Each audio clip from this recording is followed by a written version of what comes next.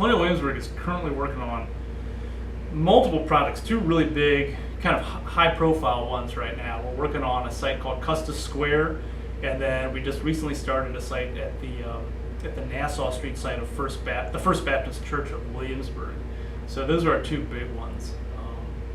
And Custis Square it's a 4-acre site. It's on the south side of Williamsburg, the historic area. Big site. It was the home and garden of John Custis IV. He was one of the wealthiest men in Virginia in the early 1700s. And he created on this site what was supposed to be one of the most ornate or one of the most admired gardens in Virginia, actually in the country in the early 18th century. And yet we know very little about what it looked like. And then First Baptist Church is looking at the site of the earliest building, church building or meeting house, however we want to term it, for the historic First Baptist Church, which is the oldest African American church in the country, founded by both enslaved and free blacks. And that site we don't know that much about either, because it's been underneath a parking lot for the past 40 years. So now we've removed that, and we're trying to get as much information as we can to understand what that building was like. Also understand what the early years of the congregation worshiping on this site, what were they like, so that Colonial Williamsburg can interpret it fully. And I use the word interpret there. Recreation could be something that we do, but we want to interpret it in the most fulsome way possible to our guests and to the community, which is a real big part of this project.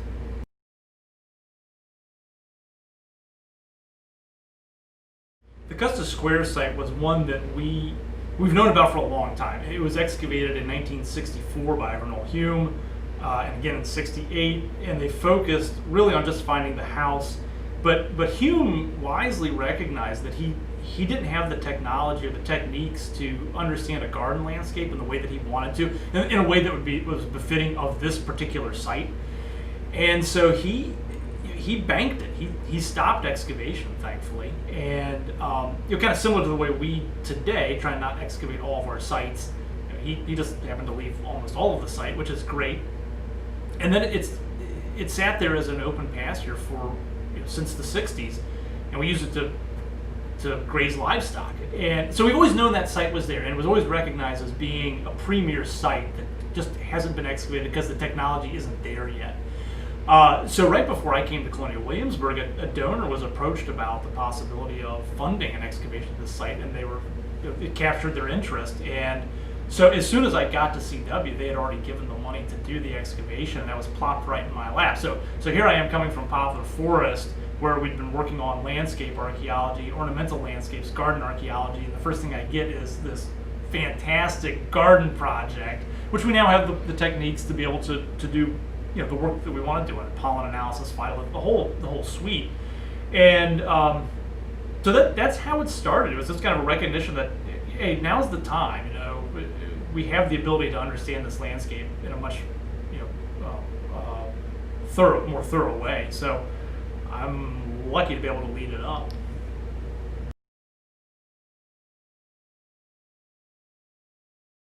So the Custis excavations have been focusing most recently on looking at areas where we seem to have the remains of structures that we didn't know about, and we've had to spread out over the site due to COVID. So we're keeping everyone separate and working in areas that are pretty far apart from each other. So we're not able to look at large areas really quickly because it's one person digging one area and kind of just expanding very slowly. But it's giving us a way to look at more horizontally. We get to see more. So we're finding the remains of intact posts in the ground for some sort of possible garden feature. When I say intact post, I mean we're talking the wood is still intact from these foot diameter wooden posts are still in the ground. The wood is still there. These are almost 300-year-old posts, which is really wild.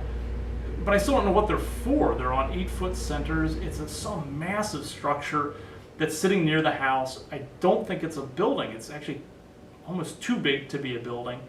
And so the question is it part of the garden landscape in some way? So we've got a lot more to figure out on that one. We're finding prepared clay floors all over the property for for the interiors of buildings.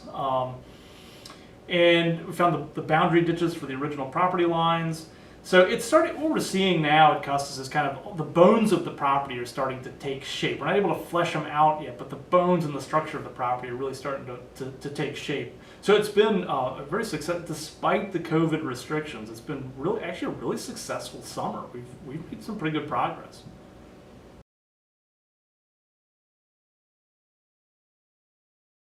The best way to keep almost up to the minute is social media.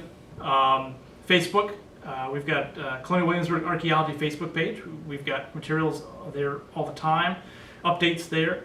But for deeper dives, folks can go to the Colonial Williamsburg Archaeology, actually just the Colonial Williamsburg main website, colonialwilliamsburg.org, and scroll down the main page. There's a big button that says Archaeology. And that'll take you to our research designs for both Custis and First Baptist. It'll take you to story maps that we're developing right now. So that's a good way to get the deeper dives into our projects.